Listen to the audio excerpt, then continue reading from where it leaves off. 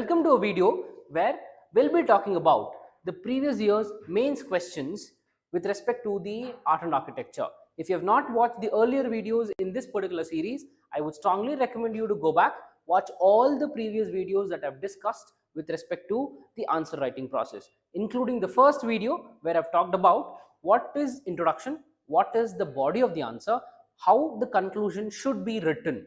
Okay, should it be point wise, should it be paragraph, what is the word limit? If the question is asked for 150 words, what is the word limit for introduction, what is the word limit for conclusion, and how should the structure of the answer should be, and how should you answer the different components that are asked in the question. So all these have been already discussed in this particular series. If you have not watched the previous videos, I would strongly recommend you to go back, watch the video of the first video where I've talked about the answer writing process, and then continue with this particular video. So the first question to be answered, the first question for the day is, discuss the role of museums and institutions in preserving and promoting Indian art and cultural heritage. Okay, so this is the question asked for 150 words. See, I'll repeat the question again. Discuss the role of museums, first one, and the institutions in preserving Indian art and culture. Simple, clear? So you will have to write in the body of the answer, why should the Indian culture and tradition should be preserved? Okay, what are the advantages and disadvantages of preserving the Indian culture and the tradition? So this is what the entire question talks about. So if you look at the introduction, see, in the theme of the introduction can be the importance of art and culture in the human life. Why is it actually important? So with this, you can write 2 to 3 lines of introduction or 2 to 3 sentences of introduction. Then you can move on with a subheading that the role of museums,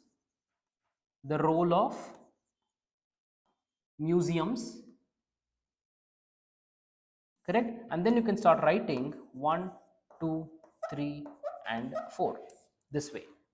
Clear? Let's look at the first point. A long history of the culture and tradition. See, when we talk about the Indian culture and tradition, our cultural history dates back to 3200 BC. 3200 BC is around 5000 years ago. From today, if you just consider 3200 BC is around 5000 years ago. So our history, our culture dates back to 3200 BC. From 3200 BC to 1500 BC, we had a civilization which was the largest, okay, most urbanized, and the oldest civilization in the entire South Asia, that is IBC. So India's art and architecture ka history goes back to Indus Valley civilization. And how do we know all this? How do we know that we had a great bath in Mohenjo-daro? How do we know that we had a bearded priest? How do we know that there was a bronze dancing girl? How do we know that the IVC was the largest and the most urbanized civilization? We know all this because of the excavations that have been happening from the early 1900s in this particular territory. So this is very, very important because India is a country which is having a large history. For example, let's take the example of Israel. See, Israel was a country which was formed after the Second World War, correct? So, and at the same time, Pakistan and Bangladesh. Bangladesh was a country that was formed in the year 1971. Pakistan was a country which was formed in the year 1947. So these countries don't have a lot of history. They don't have a long cultural history when we talk about. But with respect to India, our history dates back to 3200 BC. Okay, so to know the information of such a long historic process and the culture, the role of museums and the institutions are very, very crucial. Second, heritage accessible to public. Correct? See, if we don't have museums and institutions which can cater to the information that is required by people, then people will be very much ignorant about their own history. In order to make people aware, to make the information accessible to public, museums will play a very important role. Comprehensive research of the past. This is what I was talking about. See, after this 3200 to 1500 BC of the Indus Valley civilization, we have 1500 BC to 500 BC, the next phase of civilization called as Vedic civilization, the post Vedic and the early Vedic situation, or we also have the Rig Vedic period and the post Vedic period. So how do we know all this? We know all this because we have conducted enormous studies about our past. Promotion of the Indian art and cultural heritage. See, promotion of the Indian art and the cultural heritage will actually work as something called as soft diplomacy. Soft diplomacy is something that you will be studying about in the IR of GS2. So, promotion of the Indian culture and art, culture and tradition is a very integral part of the soft diplomacy. See, one important example that I can tell you for the soft diplomacy is the yoga. Okay, the way even in the United Nations we're celebrating International Yoga Day on June 21st. So this is very important. At the same time, we also have the celebration of the festivals happening. Now we have the Diwali coming up, and you can see how the West celebrates Diwali. You will have the Diwali celebrations happening in Europe. You will also have people celebrating it in Canada and USA. So these are some of the examples of the soft diplomacy.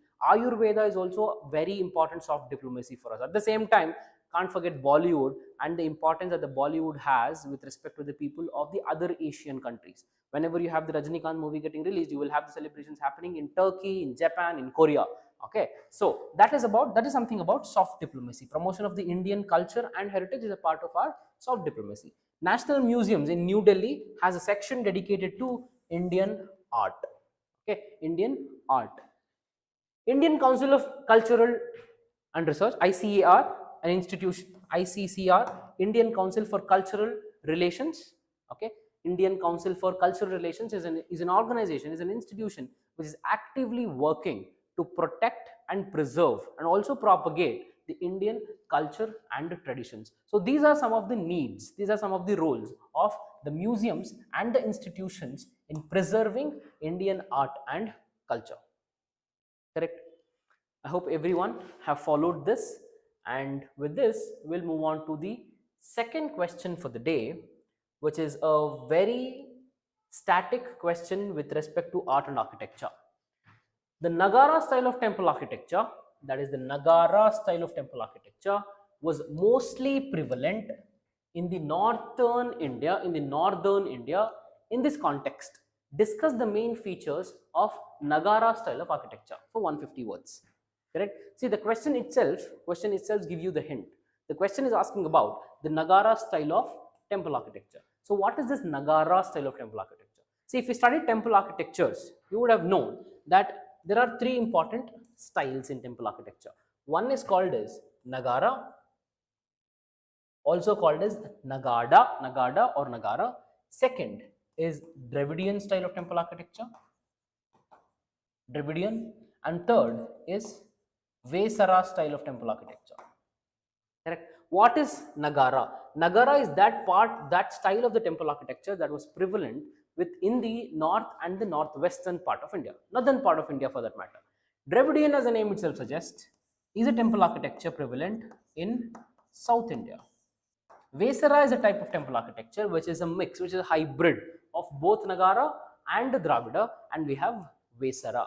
Okay, so this is how the temple construction emerged during the time of Guptas, and after the Guptas time period, the Pallavas in Dravidian, Pallavas in South India, took the responsibility of development of South Indian temple architecture, and after this we have Chalukyas who took the responsibility of Vesara style of architecture. Like this, each and every style is associated with the kingdom. So the question asks, the Nagara style of temple architecture, which was mostly prevalent in the northern side of India, in this context, discuss the features of the Nagara style of temple architecture. Okay, simple. The first one, you can start your answer with the location, that is the northwestern part of India or the northern part of India. Second, the influence. Because it's a part of the northern part and northwestern part, you can expect the Nagara style to be more influenced by the Persian and also the Greek sculptures. Correct? So with this, let's start about the features. So before understanding the features, let's look at the diagram of Nagara style of temple architecture.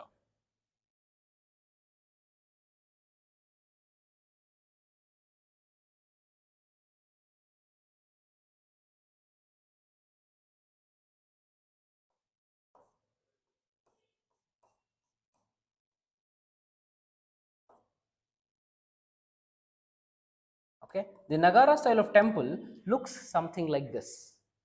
Okay, it looks something like this. So if you want to write the features, see, always if this is the base, this is the ground, the Nagara style of temple architecture, that is the temples in North India, are always constructed on an elevated space. It's an elevated area we're talking about, and this elevated area is called as Jagati, Jagati, which means a person has to walk, has to climb these steps to look at or to enter the temple complex. Okay, this is the first important thing. The first point is that the North Indian temple architecture or a Nagara style of architecture will have Jagati. Okay, upraised platform is what is Jagati. Second point, you will not have an elaborate entrance in the North Indian temple architecture. You will not have the gopurams. Second one. Third point, once you enter, you have the pillared mantapas, MANTAPA, pillared mantapas, and this is called as Garbhagriha. This is called as Garbhagriha or Sanctum Sanctorum, where the deity is actually placed. And if you look at the tower above Garbhagriha or Sanctum Sanctorum, this is called as curvilinear shikhara. Curvilinear shikhara, because if you look at the structure of this shikhara, it curves in a linear way. This is curvilinear shikhara. Around the Garbhagriha, you have PP, that is Pradakshina Patha. See, Garbhagriha is GG, Pradakshina Patha is PP. Okay, Pradakshina Patha and Garbhagriha. Clear? So, five points. Sixth point, and a very important one. Unlike the Dravidian style of temple architecture, in the Nagara style or the North Indian style, you will not have a source, that is a water source. That the pond is very much absent with respect to the Nagara style of architecture. So with this, if you can come up with 6 pointers and a beautiful introduction, conclusion along with this particular diagram, more than enough, and the examiner is so happy to give you good marks. Okay, so with this, we have reached the end of the video. For more such enriching content, subscribe to Legacy IAS Academy. Have a nice day. Thank you.